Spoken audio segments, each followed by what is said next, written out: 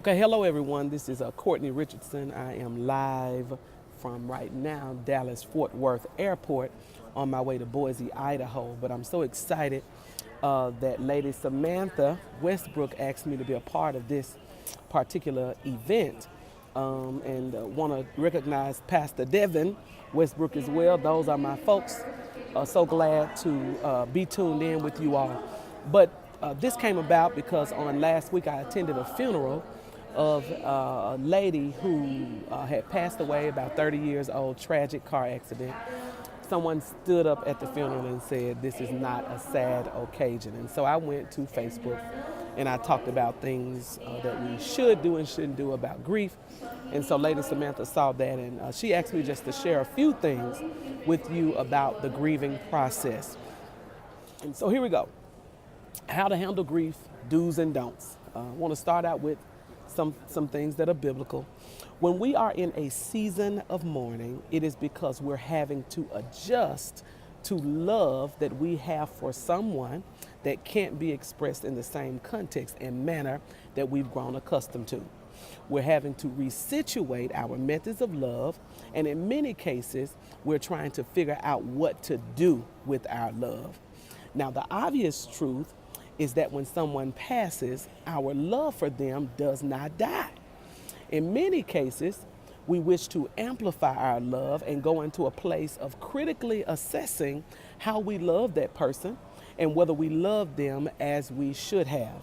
All of this is a part of the process of grief, and grief does not mean we aren't believers. It does not mean we have done something wrong. In fact, grief is evidence that love is more powerful than death.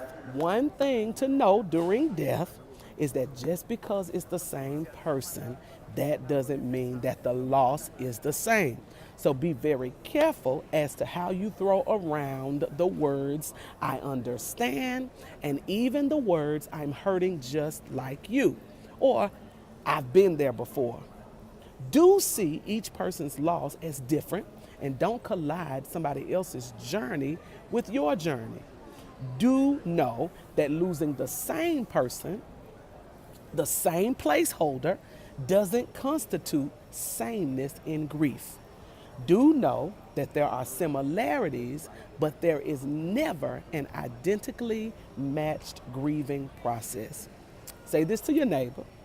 Yeah, I know I'm in a video, but I want you to talk to your neighbor. Say, "Neighbor, similarities don't equate to sameness." Similarities don't equate to sameness. Now, let me give you a few other do's and don'ts. Ones to grieving. More so, these are do's and don'ts, more so about how to handle someone who's grieving. So here you go. Do not ask, "Is there anything I can do?" The answer to that question in the raw is always undo my loss.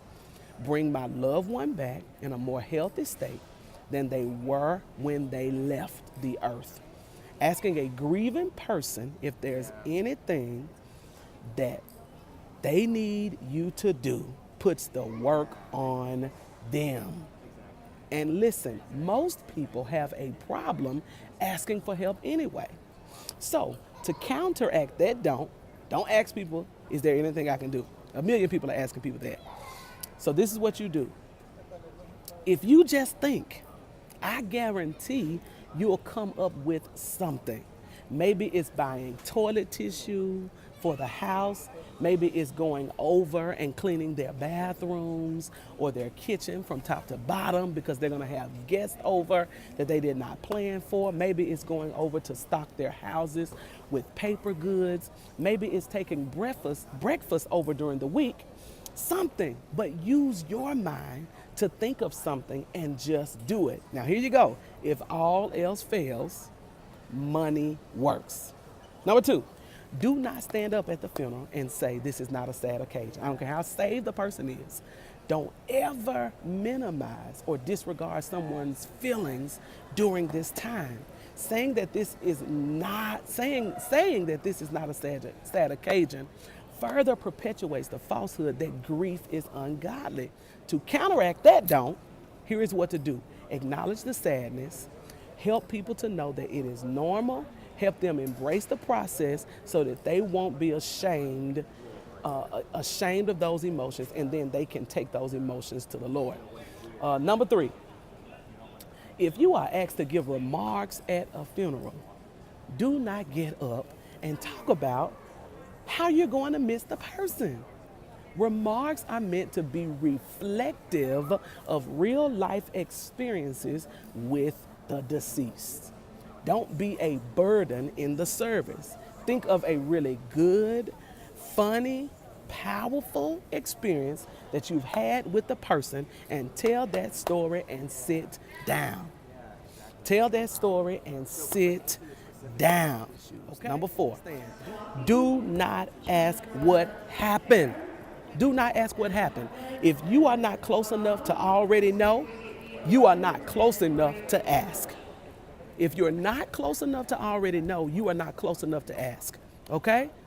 Do not ask what happened. It's not your business. Every time you ask someone that question, especially in a tragic or private loss, it forces that person to replay the painful events in their head.